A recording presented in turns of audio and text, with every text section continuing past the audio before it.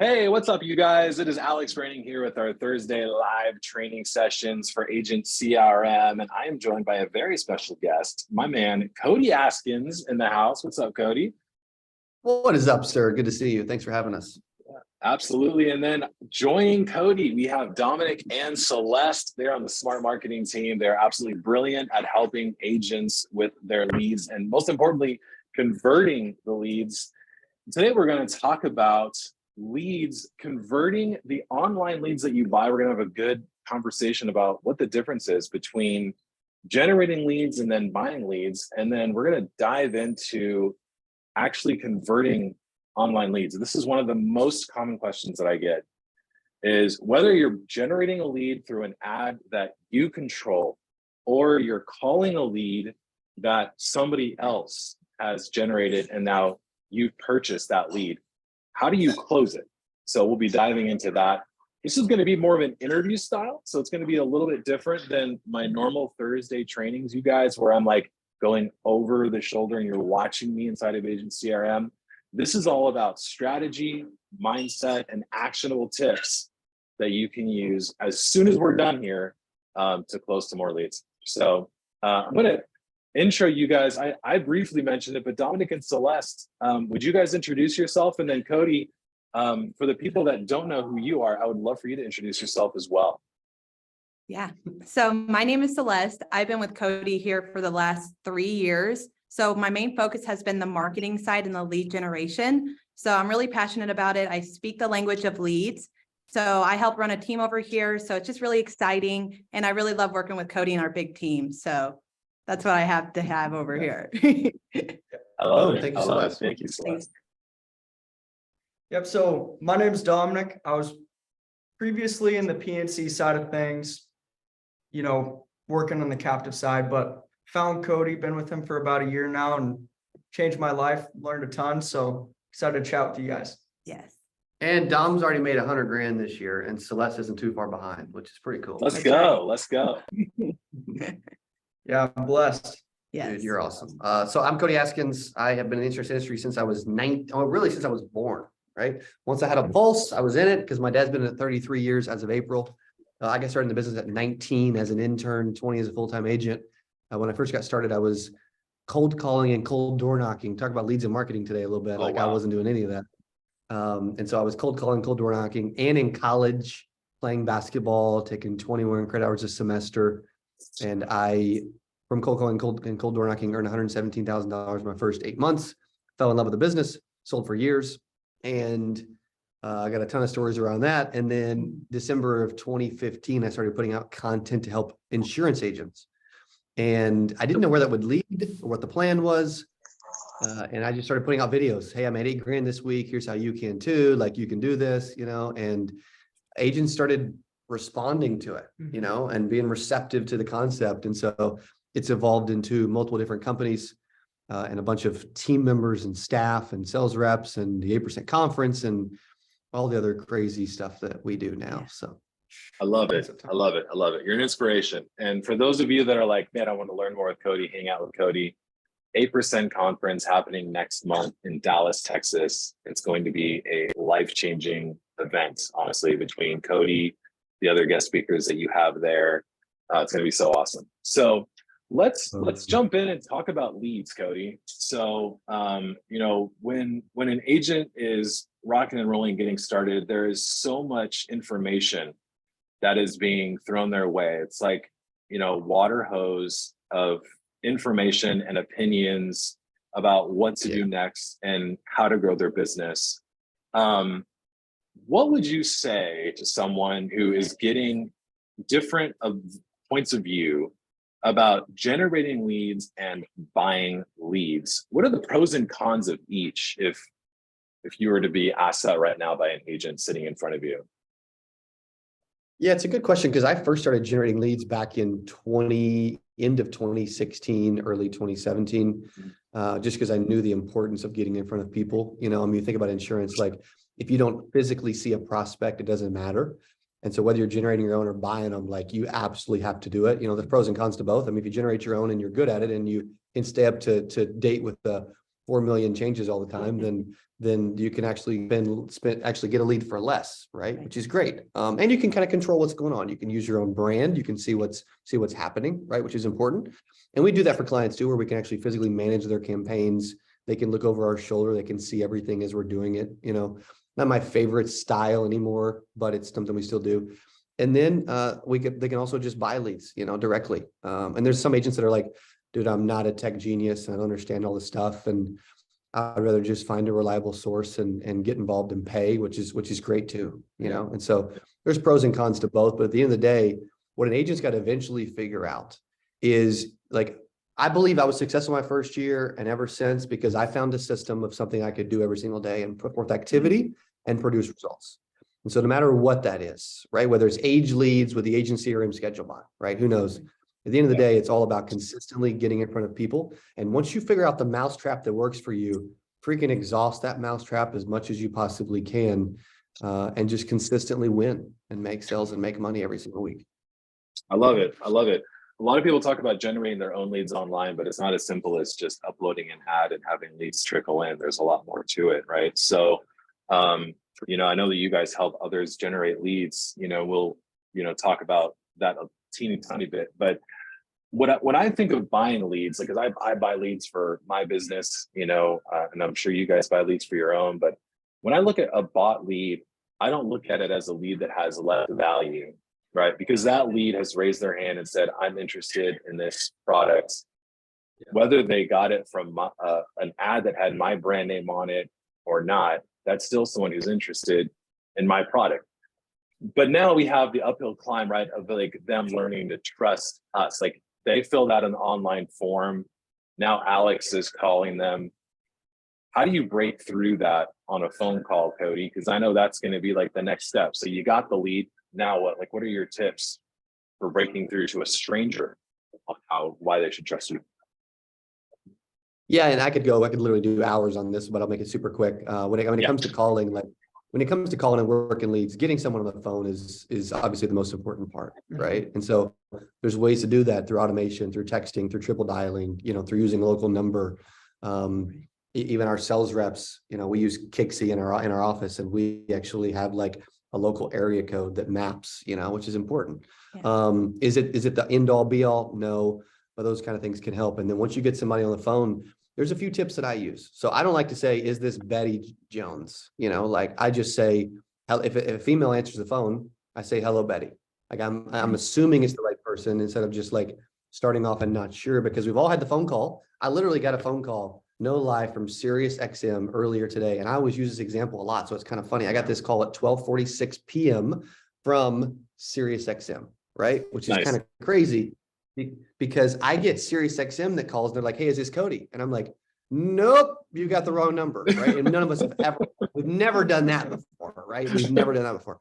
Well, that's what happens. That's why I don't say, is this Betty? I'm just like, hey, hello, Betty, right? And so that's one thing, right? Assuming it's the right person. That helps me a lot with not getting some of these fake responses or, no, it's not me, but it really is, right? Yeah. So that helps a ton right off the bat. Second thing is, I'm not a big, like, I was listening to one of my sales reps calls the other day, and they were like, hey, this is, Cody with the Cody Askins team. How are you doing today? And I'm just like, gosh, it sounds so freaking robotic. I think we even threw in the word inquiry at some point. I'm like, dude, I'm from Arkansas. I can barely spell inquiry, And so when I'm working leads, I want it to be natural. Like, it's okay if it's a little bit scripted, but it needs to feel like a normal human interaction conversation, right? And so when I'm actually calling leads, hello, Betty. Betty, this is Cody. Super simple, right? Yeah. Betty, and I'll use their name as much as humanly possible because they'll start to build rapport along the way. Betty, you went online and raised your hand and said, I would like more information about final expense insurance. Do you still live in Texas? Like, just, you know what I mean? Nice. Just super, not like, that's the right call. Here's the wrong call though. Most agents say, hello, it's Betty. Betty, hey, this is Cody Askins with Secure Insurance Group. And how are you doing today? I'm doing terrible. Why are you calling me? Well, Betty, you went online and said that, and filled out a form and said, you know what, I would like to quote to buy life insurance. And then they pause and they don't say anything. They don't finish with a question. And the pause early in a call is the absolute death of a phone call. And you don't ever hear me talk on the phone without finishing with a question, because it allows me to stay in control of the call. So there's a lot I could do, but I'll stop there. How about that? I love it. I love it. That's so good, man. So, you know, you and I had a conversation about leads in Nashville. And one of the things that we were talking about, we started the conversation there, and then we talked about with Dominic and Celeste on the Zoom call, was aged leads and the power of aged leads. I was talking to some of my clients, and I'm like, hey, I'm going to be talking to Cody's team about aged leads. What questions do you have so that I can bring this up to them on the live call, because they weren't going to be able to make it. And I had some really good ones. One of them is, with an aged lead, should I assume that they are still interested, or should I ask them to review the policy? Like, how would you approach an aged lead? Because it is a little bit older, right? It's not like they filled out a form yesterday. It's like 30 days, 60 days, etc. Yeah, and what's interesting about it is, if it was more than yesterday, sometimes with my personality, if it wasn't today, I don't even remember doing it. Like, if you're like, hey, Cody, you have 4 seconds, tell me what you ate for lunch yesterday. I'm like, Lauren, what did I eat? You know what I mean? And so I treat every lead the same, whether it's new or aged. I personally treat it the exact same. I treat it assumptively, and you know, whether it's 2 days or 200 years, like, just because they responded 90 days ago doesn't mean they haven't opted in or responded to something else since then too, right? And so I assume and like take the approach that they're just all the same. They're all leads. They're all coming in. They all have some level of interest. Yeah. I love it. Talk about the differences between the two, or the lead types that you guys offer, and then I'll get into some objections that clients would love to handle. So how do you guys help insurance agents? What are the products you offer? Yeah, that's a good question. And it's a lot. Like, it's marketing, it's branding and recruiting, but today's more about like marketing and leads, obviously. And so when it comes to leads, yes, we do help those with aged leads. You know, we can get as low as, we start at $2, but we can go as low as, 50 cents or a quarter with like some serious volume, which we have some big call center relationships that's the case. Those are internet leads. They're 2 to 90 days old. We pretty much do them for every single product type in insurance, which is great. Spanish or English too. Love it. Spanish or English, Right. Which is awesome. You need to tell Mike that, because he was asking about Spanish earlier. Oh yeah. Which is great. So that's the aged portion. Okay. Any questions there before I continue from the aged? Yeah. So when it comes to the aged leads, you offer leads, you mentioned, for every product. I'm assuming that includes Medicare and health insurance. That includes the life insurance products. Recruitment's big. Does that include recruitment? Aged. So I actually have brand new leads coming in. We've probably had about 35, 40 today so far, of agents that are mostly licensed, and they're with various IMOs or various captive carriers or whatever, and they are looking for a change and they're looking for help. And so we don't have, I mean, we technically do have age for recruiting, but we've already introduced them to a client, so we're not going to resell them. So, yeah, perfect. Because I know that was one of the questions that we had. So I mean, aged leads are, when, in my opinion, as someone who is all about looking at lead generation and marketing and going, what is the lowest cost per sale I can get?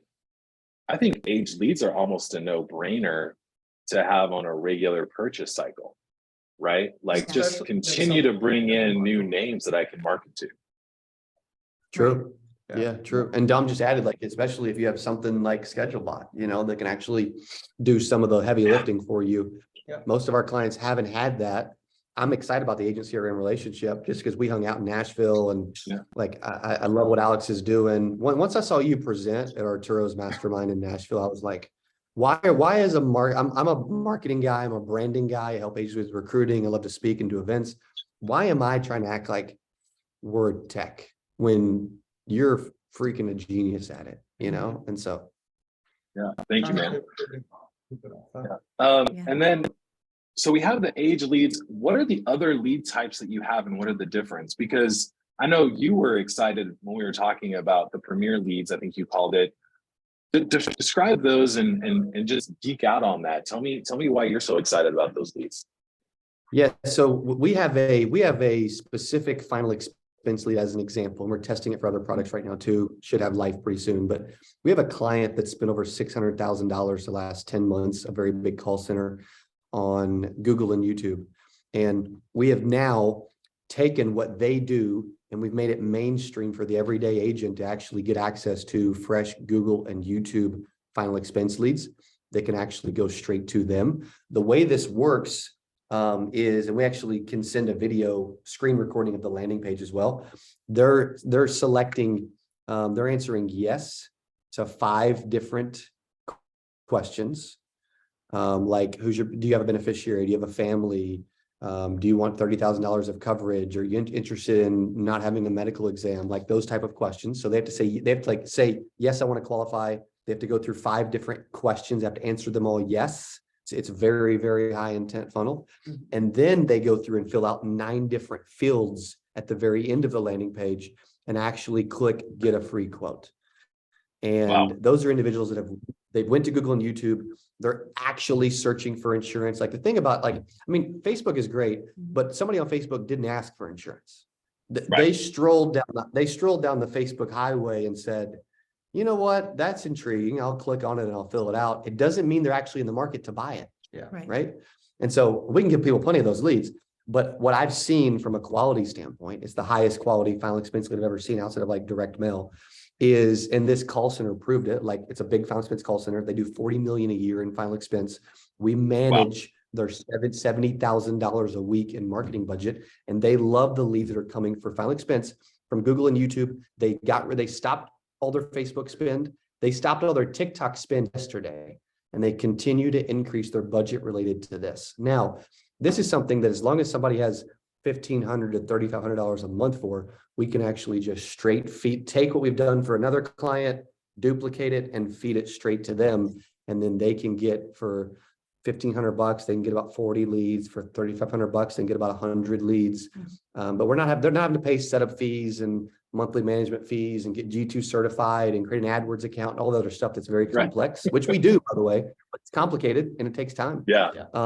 They can just say, dude, turn like, you know what, that faucet that's on the house, put it over here and drip it to me. And we can do that.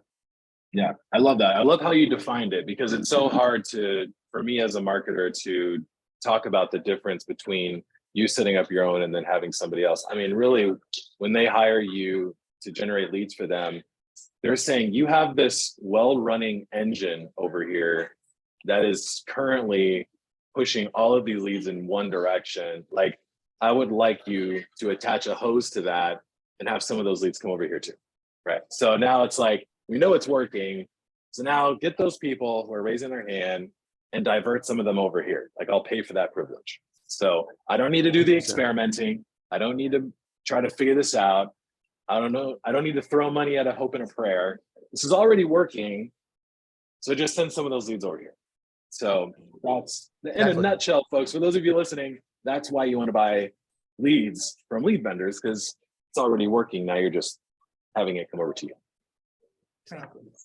Yeah, that's exactly right. So let's drop the link, by the way, if someone's watching this right now. Like we'll make sure when we do the replay that the link is like right there so that they can schedule a call with Dominic or Celeste. Boom. Yeah. So Thanks, buddy.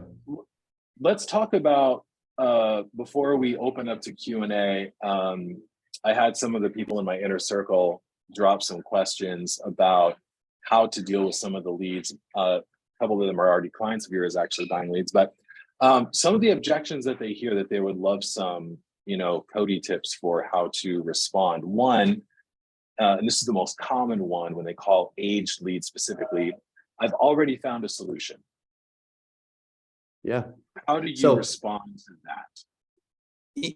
Any objection you'll ever get, I've got a 3-step process to make overcoming objections better, right? Number one, you've got to start to train yourself as an agent that these objections are completely made up. right? It's like when I walk into Best Buy and I'm physically going to buy a TV and they're like, hey, dude, can I help you? Can I help you with anything? Oh, no, I'm just looking. Like we all do that, right? Or when Right. SiriusXM calls, dude, it's not me, you get the wrong number. Like we are, or hey, do you want to buy this? I don't think I'm ready yet. You know, like those are like knee-jerk reactions that happen. And so I have a 3-step process for overcome objections anybody can do. First piece of this is 3 different A's. The first A is to agree. Most salespeople are trained when somebody says, hey, I'm not interested. What do you mean you're not interested? You don't have enough information to be interested, right? It's combative, it's arrogant, it's aggressive, it's very direct. It pushes off a lot of clients. And so if someone's like, I like, hey, I don't remember doing this, right? Or whatever it is, you know, I get it. I forget when I do stuff too. No big deal, right? So agree. Second is to actually answer and acknowledge the objection they're giving you. And the third is to ask, because here's what happens. Even if they're like, hey, dude, I don't have any money. I'm low on funds. Oh my gosh, I'm so sorry to hear that. Do you not have any money? Like that's a normal response.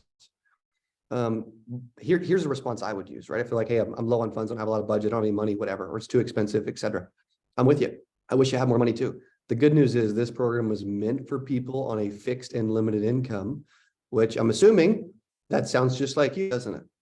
Yeah, it does. Okay. But the question piece is important, the ask portion, because if you don't ask a question and you just agree and answer, and you just do it like this, like, hey, I'm with you. I wish I had more money too. This is programs meant for people with limited income. You just stop there. It's kind of weird. It's not conversational. And then they're just going to repeat their original objection, right? Which is something I do not do. So I always finish with a question. So I'll agree, I'll answer, and I'll ask. Someone's like, hey, dude, stick it in the mail, you know? Like when I used to run face-to-face, I would say, hey, I'm with you. That makes sense. Like I would want it in the mail too. Because I actually have to physically verify that it's you. Here's what I'll do. I don't normally do this, but I'll make an exception. I'll actually physically mail it in person and drop it off. So should I do that in the morning or the afternoon tomorrow, which would be better for you, right? Like there's always an example, but first step with sales is just being naturally agreeable with people. Like being antagonistic and a jerk and disagreeing constantly, it does not get me the solution that I want. Right now, are there times where they start talking about politics or sex or religion or whatever, and you don't agree with the things they're saying? Sure, but you can still understand where they're coming from, right? And not lose the sale because you just can't have a normal conversation with somebody. And so I always agree, answer, and ask. I love it. I love it. That answered my second objection. The third one that they hear a lot, this is really phone sales in general. How do you respond to the objection, Cody, of now is not a good time? I get it. I'm busy too. Is it that, hey, I've got a meeting coming up and I only have a couple minutes, or that you really don't want to talk about insurance right now? Which is it? Yeah. Right. Nice. So again, agree, answer, ask, and like, it's okay to say, hey, I get it. I'm with you. Like if you're walking into a meeting or a funeral or, you know, whatever, like if I need to call you back later today, if you're actually wanting to talk, I'll call you back. But if you're just saying that to get a salesperson off the phone, I'm not going to call you back. So help me out. Yeah. I love that. I love that. Just be honest and direct. There you go. So let them tell you, I'm not interested. So let's close by talking about, and we'll open this, by the way, for those of you that are live here, we're going to open this for Q&A in just a bit. But so when they buy leads from you guys, and they're looking to upload into Agent CRM, what is the turnaround time that we can expect for the various types of lead products, setup time, all that good stuff? Let's assume that they're going to click on the link right now. They're going to talk to Dominic tomorrow. How soon can we expect the phone to ring with these new leads? You know, either us calling them or the schedule bot doing the work and getting them on the appointment. Right. So the age leads come within 48 hours. So they'll be sent Amazing. to you pretty fast. And the Google and YouTube ones are actually, they start generating after a week, and then you'll start to see the flow trickle in since it's real people showing real interest. So a week out from the more exclusive intent ones, but age leads really fast turnaround. Awesome. Awesome. So for those of you who are like, oh my gosh, I wish I had people to call, reach out to them, get a packet of age leads tomorrow, Friday, and then you'll have a fresh batch on Tuesday to just hammer on the phone and make a sale. So And then while you're on the phone with them, talk about getting those live leads so you have the age leads to work while we're waiting for the live leads to come in. You should never rely on just one channel of lead flow because something's going to happen, right? So if things outside of true. Cody's in my control, right? So it's like, you know, I do Facebook ads, we have Google, we buy leads, like we have so many different channels of people coming in looking for our product. The same for you, agent, who is watching this right now. Like, buy leads. If you're like, hey, I want to generate my own, definitely try that. See how it works for you. Like Cody said, hey, if this is working, awesome, keep it up. But always make sure that you have multiple lead sources, because without lead flow, your business dies. If you don't have anyone to call, you have no business, at least in the insurance space. There's nothing to do. So make sure that you have a constant flow of leads. And when you talk to Dominic, Celeste, make sure that you talk to them about the multiple ways that they can fill your database, so that it's not just one or the other type of lead flow coming in. So awesome. Any other notes before we open it up to a Q&A to our live audience? No. We're excited about the schedule bot pairing Yeah. up with these age leads. It's gonna really 100%. help a lot. I love it. Really cool. I appreciate that. Yeah. And I did throw the link in chat, which you can actually schedule a call straight with Dominic and Celeste. So Yep. thank you for Amazing. that. Yeah, thank Awesome. Awesome. So Amy, Derek, Franco, Ibis, James, if you guys have a question for Cody, feel free to unmute yourself. We'll hang out here for a couple more minutes. And then otherwise we'll just be done. So go ahead and unmute. Don't be shy. It's like the Jeopardy soundtrack playing. They're probably just blown away by all the content that we got. Yeah. James. Yeah, I have a question. So I'm wondering, I'm not for sure if you answered it earlier or not, but once you actually purchase the lead, like how long before it actually makes it to you? Like, is it like 24 hours? Like once you guys get the lead from Google or Facebook, Yep.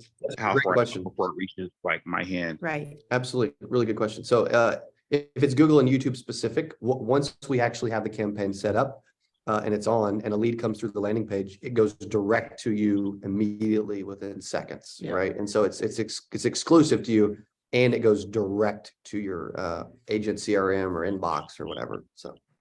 And also, do you do any like scrubbing, like if it's a disconnected number or a bad number, or is there any QA on your end before it reaches my hand? We don't. Like, do you check or anything, or I just need to let you know if it's a bad lead? Yeah, that's a good point. So we don't on our Google and YouTube, but just because we're taking up budget and we're getting you an approximate amount of leads. So it's kind of a mix between like a custom built campaign, like a lead order, like it's not as similar as a traditional lead order. However, we do have some of our other options, like we have a call ready lead where we actually call them and verify their info and provide the audio recording. It's a slightly lower intent lead than like a Google or YouTube lead. It is, full transparency, but with those, there's a little bit of QA that's done before along the way too. So yeah, really good question. Nice. Thanks, James. Awesome. So any other questions from Also, Amy, Derek, Franco, or Ibis? Yeah, go ahead, James. So is there like anything that you guys are doing that's more unique than any other lead company that's kind of out there? Because I'm just kind of, wondering about that also. Is there like anything that stands out? That's a phenomenal question. Most are utilizing Facebook, or they're an internet lead vendor, or some are using TikTok. I would say the difference is we prefer to get a relationship to eventually be on Google and YouTube, just because there are people actually looking. Like only about 3% of people that are actually looking for what you have to offer, right? And so because of that, Google or YouTube finds those people. And so one of the things that we are doing right now, like we have a client that's getting, actually Derek knows this guy, he's getting life insurance leads through Google with us. He just wrote a $7,000 commission off of one of those. And it took about 60 days to really start to optimize His name's Elver. It took about 60 days to optimize and like find the right type of lead. But it's people that are literally going to Google and saying term life insurance or life insurance quote or like those type of things. And then we're sending them, in this guy's case, to a custom branded landing page with their domain and their logo that physically only goes to them. And so that's an alternative way that we can actually help too. But we just prefer Google. I mean, I can generate a bajillion cheap leads and you're not going to get a hold of them and make a bunch of money. I can do that all you want, but Yeah. I'm really preferring to get to more of a quality standpoint when it comes to an actual lead. And I'll say another thing that sets us apart is, Cody's internationally known for his training. When someone makes a lead order with us, we're sending over a script. Right. So people are able to pair up these high intent leads with a tried, true, and, developed script, which is really nice, helps with that cost per acquisition quite a bit. That's a good point. James, does Nobody that does help? that. Does that answer your question? Yeah, that's a good question, by the way, James. Yeah, for sure. Cool. Thank you, sir. Appreciate that. No problem. Awesome. Any other questions? Awesome.